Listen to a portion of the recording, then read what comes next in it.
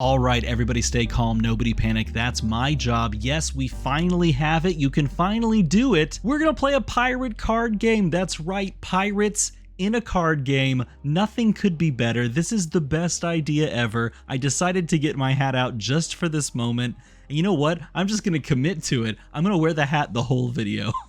It's very hot in this room, but I'm gonna do it anyway, and I'm gonna enjoy it because pirate card game, people. I like pirates. If you didn't notice, based on the channel logo, I like pirates. Anyway, this card game is a pseudo-pirate card game. This is a game called 7th Sea, and 7th Sea, City of 5 Sails, is, believe it or not, actually already a card game. It is a card game that existed a while back, and this is sort of a re-release, a reimagining of that game. Plays differently, but this is made by Pinebox Entertainment, and they reached out to me. They were like, hey, we heard you like pirates, and I said, done.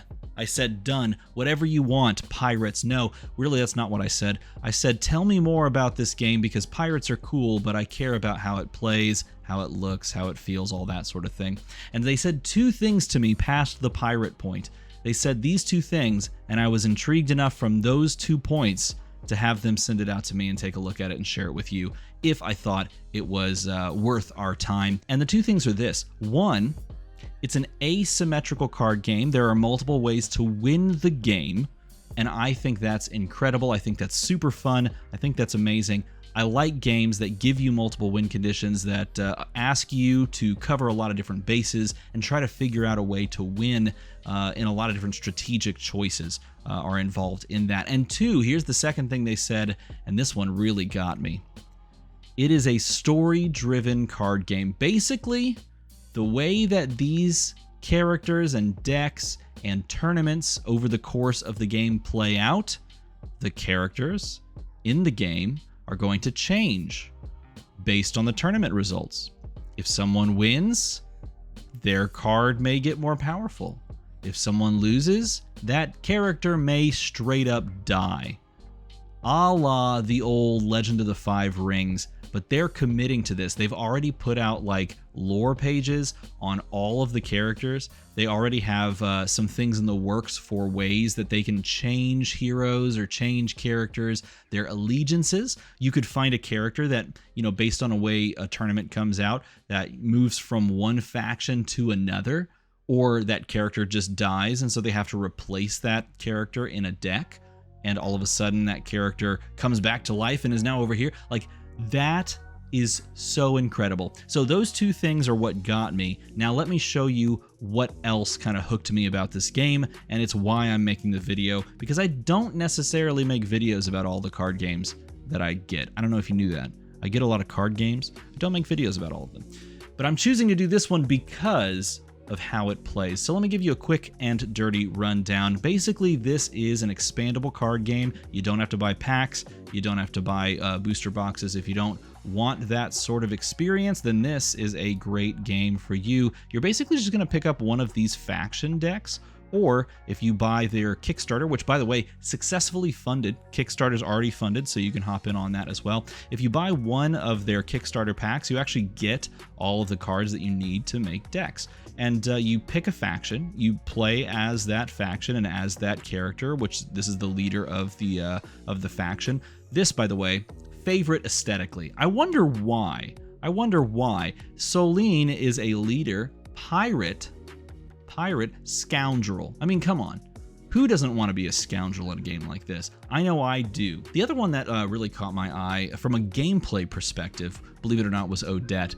Odette is a diplomat, but she can do some very tricky things, and the two of them caught my eye. I think the most powerful currently, right now, before they balance things with the Kickstarter, is Caspar. Right now, he has some pretty strong abilities, and this may not make any sense to you, but it's kind of a big deal. You're then going to play against another player. It's a 2 to 4 player game, so you can play multiplayer variants, and you're vying for control of the City of 5 Sails, a city that's been kind of fragmented by all of these different houses in these different countries because it's the intersecting point for all of them.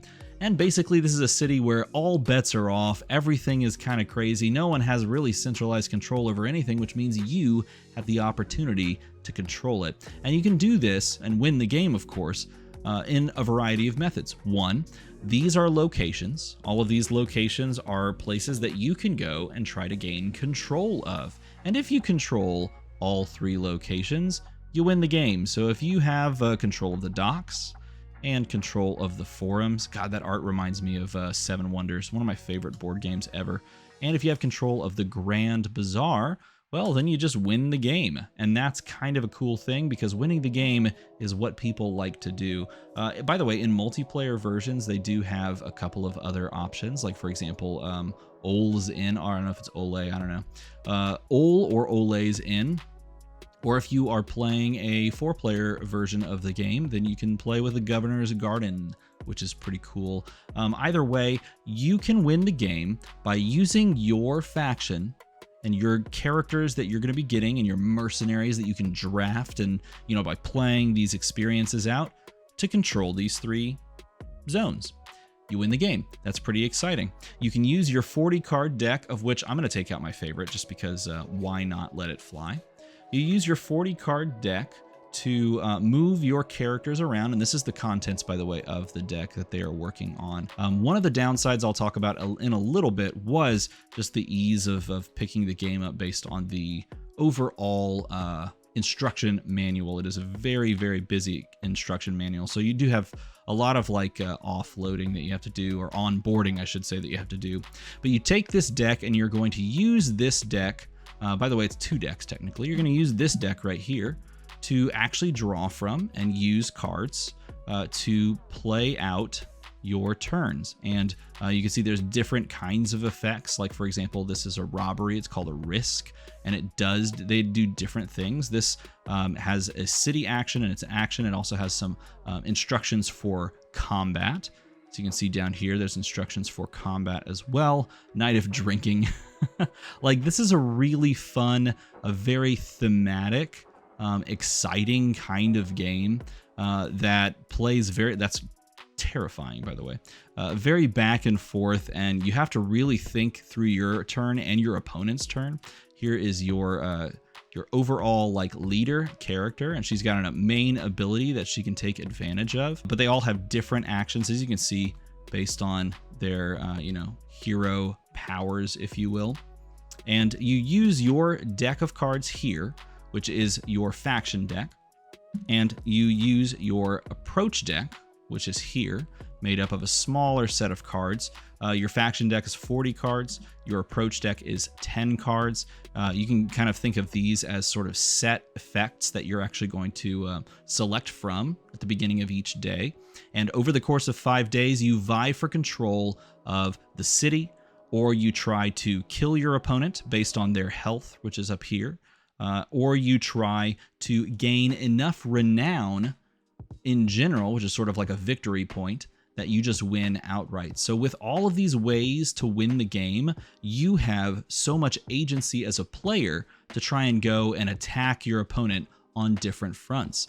On the first day, when players start the game and you begin passing actions back and forth, perhaps I want to involve myself by moving to different portions of the city with my characters. Perhaps I want to, invest in trying to get more renown, which is something that Odette can kind of do to some degree. Maybe I want to move my characters around and engage in combat, which is something I'm not going to get into because there are some specific rules that kind of take a while to explain, but maybe I'm going to move around and engage in combat, and I'm going to try to kill my opponent's mercenaries. Maybe I'm going to attempt in this process to access this deck, which is the city deck that both players have access to, and things will come out of and onto the board with. They'll, begin in place on a new day. Each day is a little bit different. Maybe I want to go and search out that item because I feel like that item is going to help me over the next few days. Or maybe I just want to convince, one of these characters to come to my side and then give me a benefit so that I can move them around and piece together a win. And that agency is perhaps the most exciting thing about this. Maybe that combined with the idea that whoever ends up winning the game has the capability to literally affect how the game plays for the entire community at a very fundamental level if you win major tournaments. And that is so super exciting to me. Now, there were a couple of things that did stick out to me when I was first trying to pick this game up and really digest it and understand it. And one of those things, well, it was trying to read through the rule book. Because this is an asymmetrical card game by nature, it means that picking this up and just learning how to play it can be tricky at first. I would consider this to have a higher learning curve than a lot of other games because you have so many avenues of victory. You could win by just killing your opponent. Like, I take all 7 health away from you. You can win by gaining control of all of this at the end of the day. You can win by gaining victory points called renown. And there's a variety of ways to do all of those things. And because of that, and understanding how combat works and things like that, there is a learning curve. So I don't want you to think that this is like plug and play like any other card game, because it's not. And that's okay, but it is tricky to pick up at first. There's a lot going on. I mean, looking at the card face, you can even see there's a lot going on. And so understanding that you're getting into something that is fundamentally complicated is something you should know going into this. The other thing that I noticed, and I think this will get ironed out, and honestly, I think it's just a good how to play and a good like step-by-step instruction really gets that first one out of the way. There is some discrepancy, I would say, or some like varying art, and I don't mind different art styles. Don't get me wrong. I like the idea of them being, you know, having their own unique flavor, but like this is like a photoshopped version of a photo. You know what I mean? This kind of gives me that same vibe, like a cel-shaded Photoshop version of a photo, whereas this is like a piece of art that someone did digitally. This is also a piece of art that someone did digitally. Same thing here, but like even those two have a little bit of a, you know, nuance to them or difference to them, and then you look at something like that, and it just strikes you in a different way. And I think that is something that stuck out to me as well. Like here, again, this looks like they took a photo and they ran it through a couple of filters in Photoshop, and got like more of a cel-shaded vibe, which reminds me a lot of the girl pointing, which I forget the name of that card. Pena shows the way, right? But they strike me a little differently when I look at them. And then this, it reminds me of like, you know, like 80s kind of D&D art that you would see.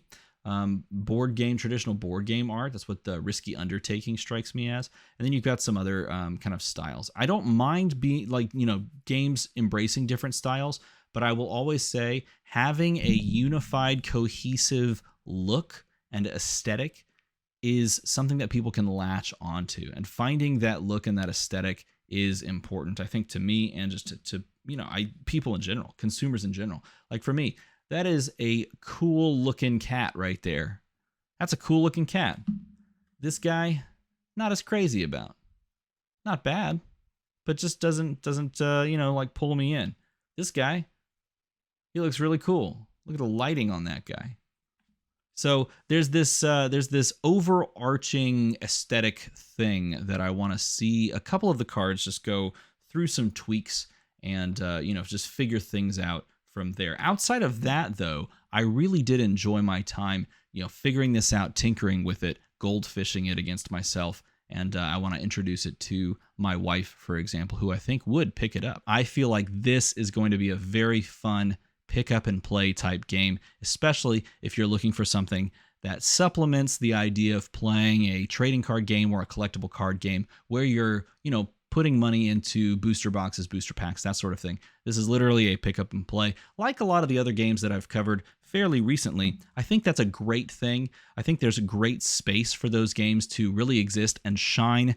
And a game like this that is heavy into theme and that has pirates, how could you not want to check it out? So I'm going to put a link down in the description as well as the top comment if you want to go check out their Kickstarter and see more info about the game and how it plays, or just in general, like what they're doing with the Kickstarter. Feel free to check it out for yourself, because I really enjoy this idea and I want to see where they take it, especially with the idea of crafting this story around all these characters. I mean, the entire IP is based on an RPG.